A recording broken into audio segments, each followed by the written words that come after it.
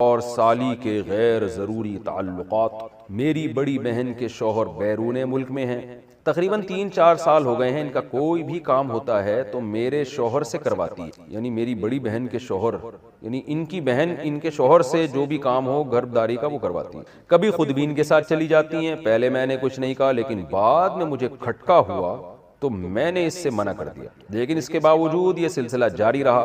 कई दफ़ा मेरी शौहर से लड़ाई भी हुई इस बारे में, मगर वो बोलते हैं कि हमारा दिल साफ है। अब मैं बहुत परेशान हो गई हूँ, मुझे क्या करना चाहिए? आपने गलती की है। कितना भी दिल साफ हो, साली नामहरम है, भाभी नामहरम है, इनके साथ बेतकल्लुफ होना, हा हा हु ही गप्पे लगाना, उनके साथ शॉपिंग के लिए बाजार में जाना हराम है, नाजायज है। इस्लाम ने पाबंदी लगाई है। इस बहस में इस्लाम आपको पढ़ने की इजाजत ही नहीं देता कि आपकी नीयत क्या है। ये गैर मुस्लिमों के मसाइल हैं। वो लोग क्या करते हैं, एक्चुअली हमारा दिल साफ है और एक्चुअली कुछ नहीं होता, ये तो भाभी तो बहन की तरह होती है और साली तो आधी घरवाली होती है, वगैरह वगैरह। तो उनका कल्चर देखें आप क्या हो चुका है, बर्बाद हो चुका है। घरों में कितनी बदकारियां हो रही हैं। तो अल्लाह ताला ने जब कुरान में पाबंदी लगा दी कि तुम्हारी बीवी है, उसकी बहन से, वो बहन तुमसे पर्दा फर्ज है, तो आप क्यों उससे फ्री हो रहे हैं? तो जब आपके शौहर आपके साली जो है ना उससे बेतकल्लुफ हो रहे थे, आपको उनको डराना चाहिए था अल्लाह के अजाब से। मर्द ये गड़बड़ कर रहे होते हैं कि हमारा दिल साफ है। आप बोले भाई आपका दिल साफ है या नहीं है, आप कोई फरिश्ते नहीं है, आपकी शादी मुझसे हुई है, मेरी बहन से नहीं हुई। और अपनी बहन को भी सीधा कर दें कि तुम क्यों इससे फ्री हो, कि मेरे शौहर से तुम क्यों फ्री हो रही हो। तो ये बहस ही गलत है कि दिल साफ है या खराब है। इस्लाम ने बेसिक पर ही पाबंदी लगा दी है। तो भाभी पर भी लाजिम है कि वो देवर से पर्दा करे।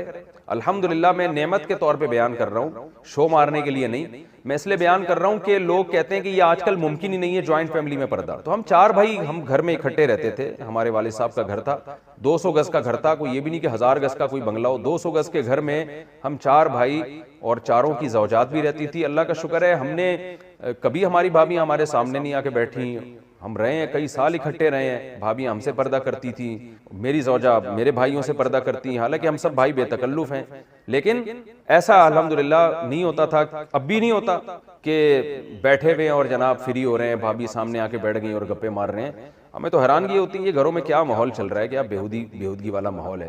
तो बिल्कुल गलत है। इसको ठीक है, मैं नहीं कह रहा कि सारे गलत हैं। कोई भाभी देवर से बेतकल्लुफ हो रही है तो उसकी नीयत खराब है। मैं नीयतों पे डाके नहीं डाल रहा, ना मैं शुभा कर रहा हूँ। लेकिन इस्लाम ने एक ज़ाब्ता उसूल बयान कर दिया है कि नामहरम इज़ नामहरम।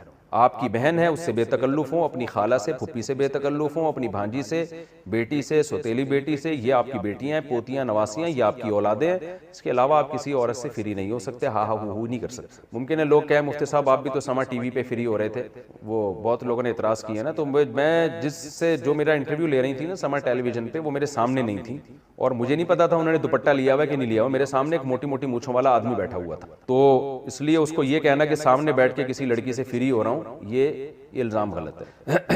तो बहरहाल आपको चाहिए अब आप अपने शौहर को पाबंदी लगा दें, बोलें ये चीज़ें मैं बर्दाश्त नहीं करूंगी। आप जितने भी नेक हैं, आपको मेरी बहन से फ्री होने की इजाज़त नहीं। और अपनी बहन के भी स्क्रू थोड़े टाइट करें, आप उसकी शादी करवाएं ताकि अपने घर में जाए और ये फसाद ना बिछाए। आप क्या शादीशुदा या कंवारी हुई साली से अगर रिलेशन हो जाए तो इससे निकाह टूट जाता है? देखो, साली से रिलेशन हराम है, बहुत बड़ा जुर्म है।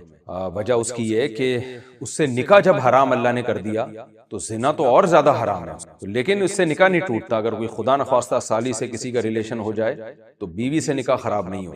बीवी से निकाह जब खराब होता है जब बीवी की माँ से या बीवी की पहले शोहर से कोई बेटी थी, उससे अगर अल्लाह ना करे कोई रिलेशन हो जाए, या बीवी का रिलेशन हो जाए शोहर के बाप से, या शोहर का कोई पहली बीवी से बेटा है उससे, तो फिर मियाँ बीवी का रिलेशन खराब हो जाता है। लेकिन आजकल ये बेपर्दगी की वजह से ये अजाब हो रहा है। साली पर लाजिम है कि वो अपने बहनोई से पर्दा करे, वो मिलेगा। ये नहीं होता कि कोई भी आए और एक वाकया सुनाऊं आपको, बहुत मजा आएगा। ये नाम से जाने दे, कोई हर्ज नहीं है। एक बंदा आया मेरे पास जब मैं राबी पीरजादा से नहीं मिला था लाहौर में।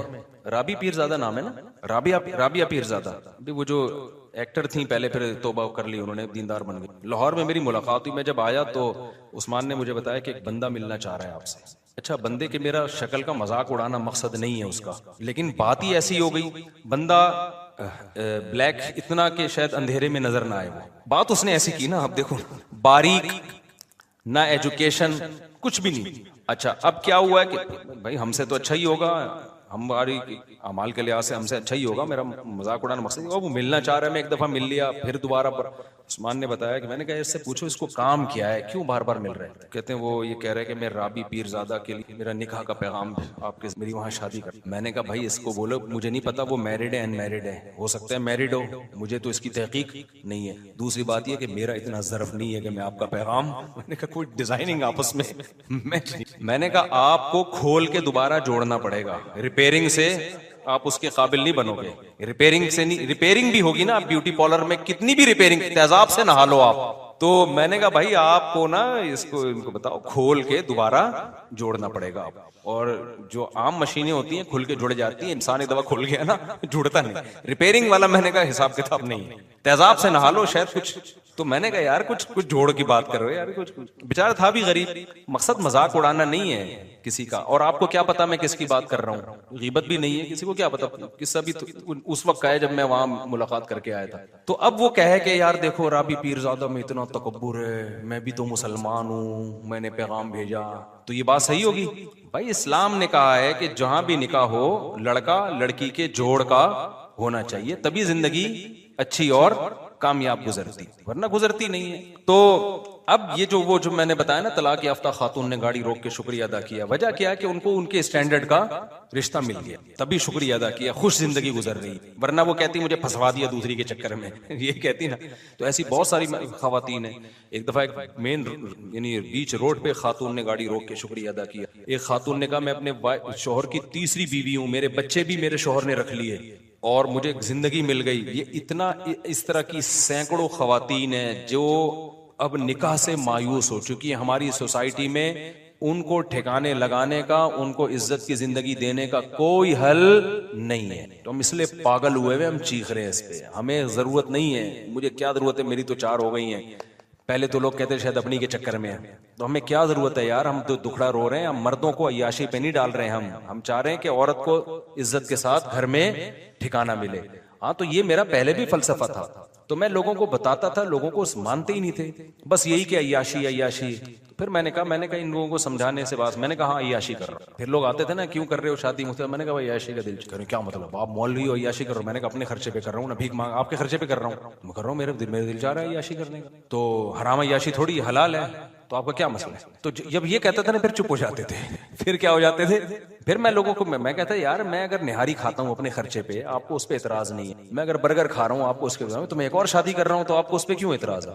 तो ऐसे फजूल बातें हैं। तो इसलिए लोगों को ज्यादा डिटेल में जाने की जरूरत नहीं है। आप कर रहे हो ना, लोग एतराज कर रहे हैं, ठरकी है अय्याशी है, कह रहे भाई है यार, कह रहे हम तो है भाई, हमें तो शौक है अय्याशी करने। तो अगर कोई हराम है तो बताओ, फिर हम नहीं करेंगे। अगर हलाल है तो भाई हमें तो अल्लाह ने क्या कहा, अल्लाह मियाँ ने दुनिया की नेमतों में सबसे बड़ी नेमत तो बीवी को करार दिया है। और कुरान ने क्या कहा है, ज़ुय्यिना लिन्नासी हुब्बुश शहवाति मिनन निसा। अल्लाह ने मर्दों की नजर में जो दुनिया में सबसे अट्रैक्टिव चीज बनाई है ना, वो बर्गर नहीं बनाया, वो पिज्जा नहीं बनाया, वो लड्डू नहीं बनाया, वो जलेबी नहीं है, वो गाड़ियां नहीं है, वो बंगले नहीं है। अल्लाह ने मर्द के लिए, ये हजरत भी बूढ़े हैं लेकिन खुश हो रहे हैं बहुत ज्यादा लग रहा है जवान है माशाल्लाह, हजरत बेअदबी माफ। तो अल्लाह मियाँ ने जो सबसे ज्यादा अट्रैक्टिव चीज कुरान के मुताबिक मर्द के लिए बनाया है, वो किसको बनाया है? औरत को बनाया है। हाँ, उसको जलील मत करो कि टिश्यू पेपर की तरह इस्तेमाल करो, उसको उसकी जिम्मेदारी लो, उसको इज्जत के साथ बीवी बना के घर लेकर आओ।